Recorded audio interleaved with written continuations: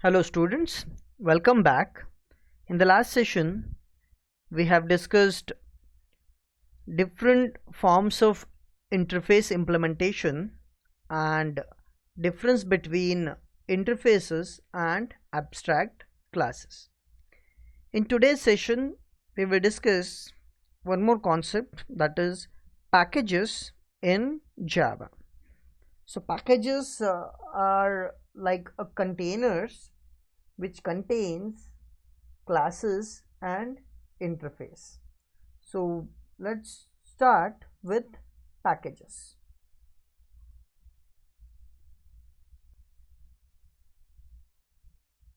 Packages are Java's way of grouping a variety of classes and interfaces together. So packages are used to group classes and interfaces together, and this grouping is usually done according to functionality. So different classes are grouped into a single package, and this grouping is usually based on functionality. In fact, packages act as a containers for classes. So packages acts as a container for classes which contains multiple different classes. Now if you look at our earlier program, in some of our program we have imported a package, that is package import java.io.star, a statement like java.io.star, where Java and IO are packages. So IO package contains multiple classes related to input and output.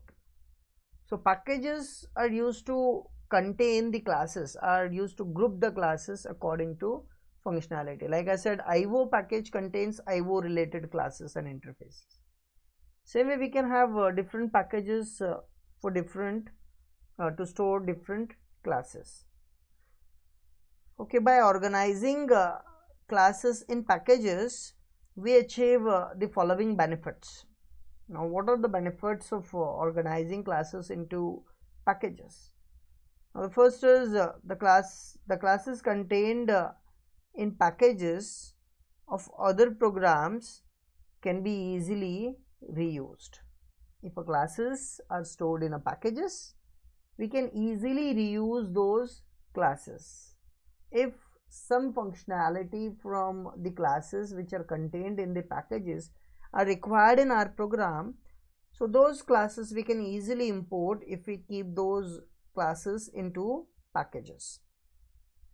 In packages, classes can be unique compared with classes in other packages. That is, two classes in two different packages can have same name. Now, as we know, we cannot save two files with the same name. If we want to save two different classes with the same name, then it is not possible if we keep it in a single package. So we can have different packages. The advantage here it is we can have two classes in two different packages with the same name, and that may be referred by their fully qualified name. We may not refer only by the name of the classes, because we may have two classes with the same name, but when we use the fully qualified name, then we may be able to differentiate the classes. So that fully qualified name comprises of the package name and the class name.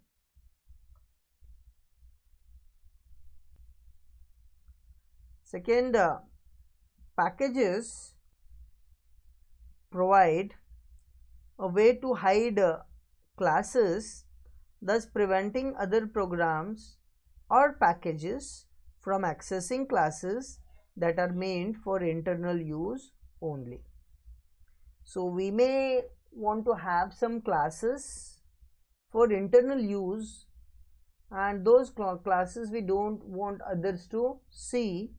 In such cases, packages provides a way by using which we can hide the classes uh, and thus preventing the programs or packages from accessing it.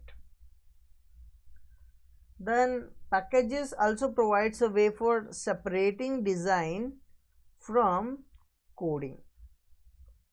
First, we can design classes and decide their relationships, and then we can implement the code, Java code needed for the methods. It is possible to change the implementation of any method without affecting the rest of the design. So packages also provide a way for separating design and coding. So the designing of classes we can do first, and we can keep it in the packages, and then we can implement the Java code needed for the methods in the classes, in other programs, in the other packages. So that is also one more useful thing when we use a package.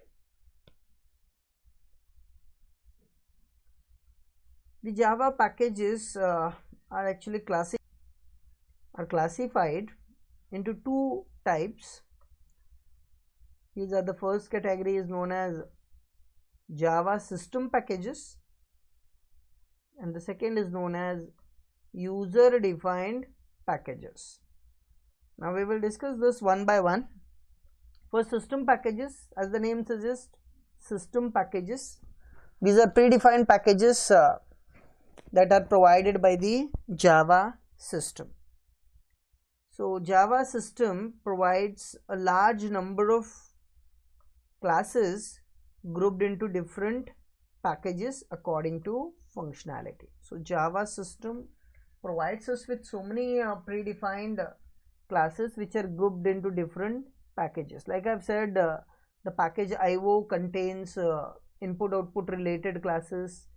The package math contain mathematical related classes.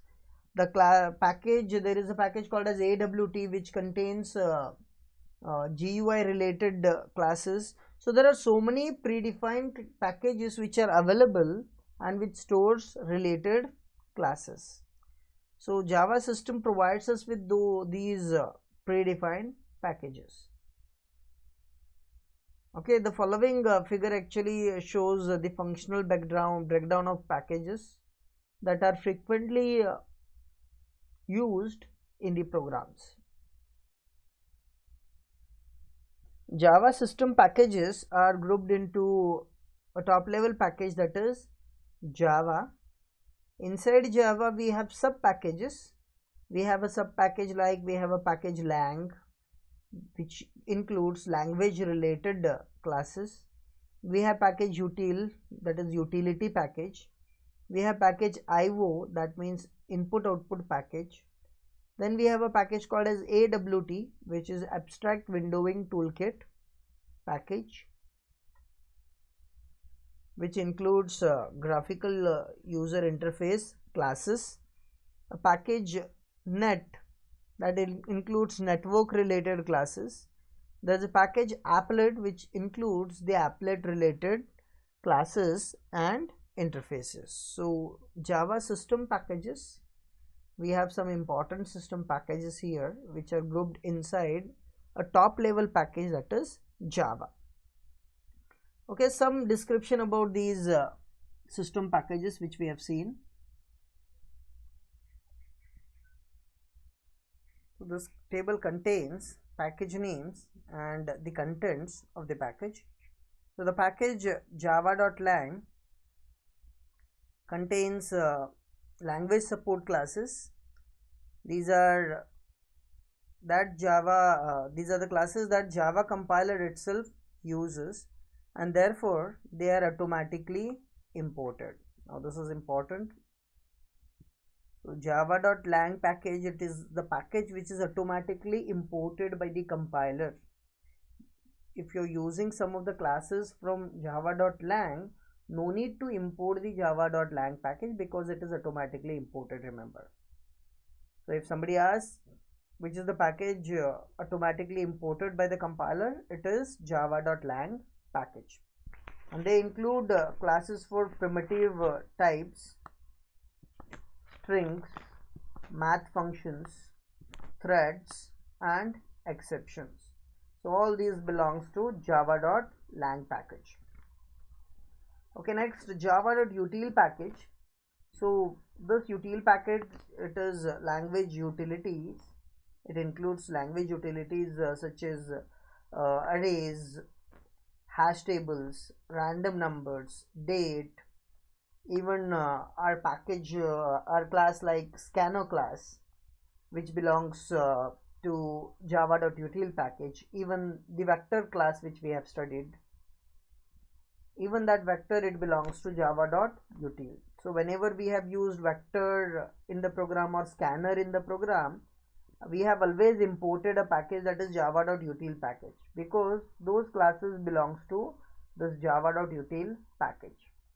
Then we have a class that is java.io, that is input output support classes. They provide facility for input and output of data. So IO package, it also includes many different classes, like it has a class data input stream, which we have used in our program, most of our program. So whenever we have used data input stream, we have imported java.io package in our program. Then java.awt, so that contains a set of classes for implementing graphical user interface. If you want to create buttons, text boxes, text fields, drop down menus, and all these graphical controls in Java, then you can create such graphical controls in Java by using the classes which are provided in the package java.awt package, where AWT stands for Abstract Windowing Toolkit. AWT stands for Abstract Windowing Toolkit. Okay, so they include classes for windows, buttons, list, menus, and so on. Then we have a package java.net. As the name suggests, net, that includes classes for networking. So if you want to create a network application where you may want to create sockets, so the classes which are used to create sockets are all belongs to a package that is java.net package. Include classes for communicating with local computers as well as with internet servers. Then the package java.applet contains classes for creating and implementing applets. So whenever you want to create an applet, which is an application which runs inside the browser, and if you want to create such applets, you have to import a package that is java.applet package. So that contains classes for creating and implementing applets. So these are some important system packages in Java. Next is using system packages. Now we have seen some of the system packages. Now how those packages can be used in the program. The packages are organized in hierarchical structure, that is one below the other, as it is shown in this particular figure. Now if you look at this figure, we have a package here, Java, that is outlined here. So this is the Java package. I told you packages are like are folders. You can consider package as a folder itself. So one folder may contain other folder, and that other folder may again in turn contain other folders and classes. So here it shows that we have a package that is Java package, and Java package in turn contains one more package that is AWT package. When Java folder contains one more folder, AWT. In AWT we have some classes like color, graphics, fonts, and there are so many classes which are present in AWT. So AWT even in turn may contain some other package as well, remember. So packages are organized in a hierarchical structure. So one package may in turn contain other package and classes as well.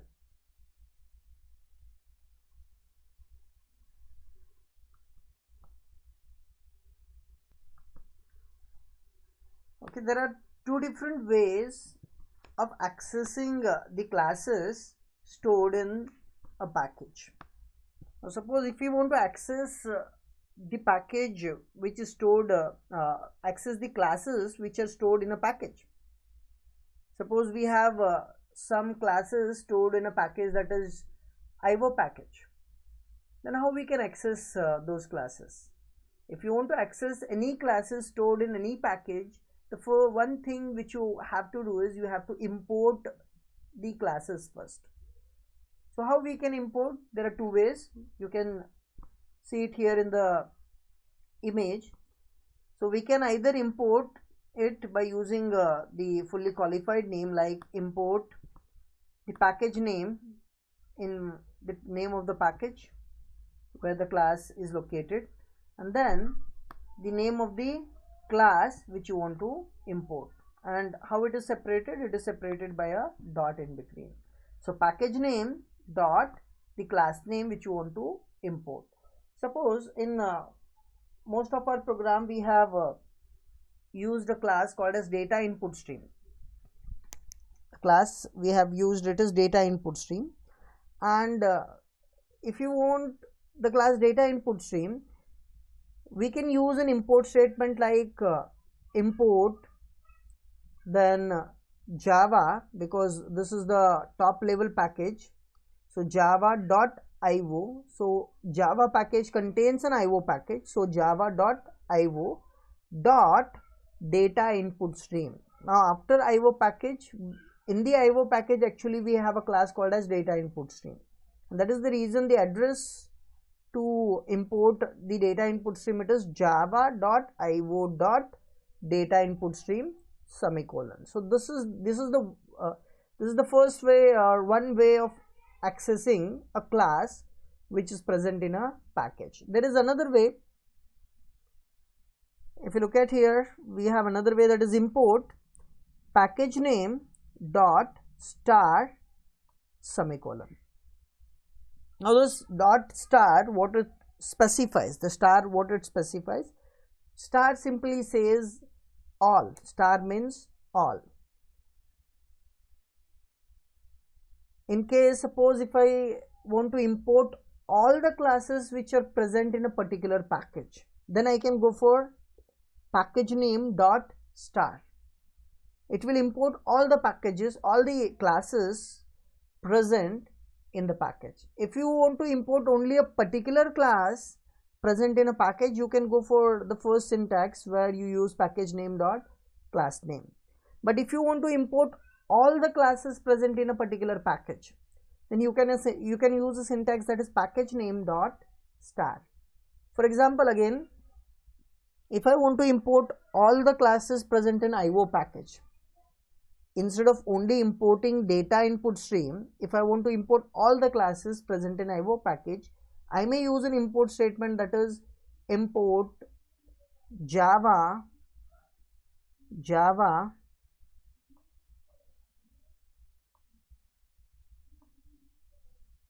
dot IO, because as I've said, IO package, it is present in a package that is Java. So java.io, as I've said, we want to import all, so it will be star, java.io.star. When you want to import all the classes present in IO package, and it is java.io.star, that is import java.io.star. If I want to import only one, that is data input stream, in that case it will be java.io.data input stream. So this is how we can access classes stored in the packages.